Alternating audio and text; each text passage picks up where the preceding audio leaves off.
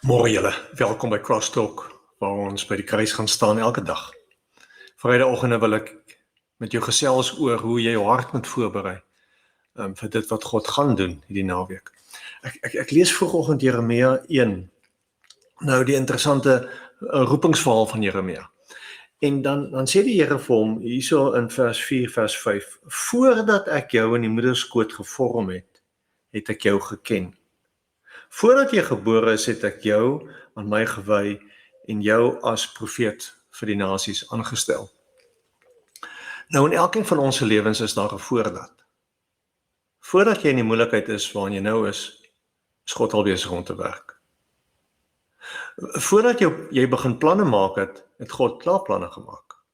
En so kan ons aangaan, as 'n klomp voordats in ons lewens. Maar die punt is, God is al lank al besig. God se plan begin nie met ons die oomblik as jy op jou knie val en sê, Here help, of Here sorg, of Here gee, of Here vergewe, of Here ek is in die moeilikheid nie. God werk nie so nie. God het nie die lewer wat jy poel en nou ewe skielik begin God besluit, maar okay, jy's in die moeilikheid, ek moet nou seker plan maak om jou te help. Dis nie God nie. God is voordat jy in enige situasie was. Voordat jy nog gedink het aan planne maak. Voordat jy gewonder het wat is in jou lewe besig om te gebeur, was God klaar besig om te werk. So daarom wil ek vir jou aanmoedig om jou hart daarvoor oop te maak. Moenie vasgevang raak in jou situasie nou nie. Moenie bang wees vir dit wat voor lê nie. Moenie in vrees leef vir wat mense aan jou kan doen nie. Want voordat enige iets gebeur het God al gewerk. Is God al in jou hart besig?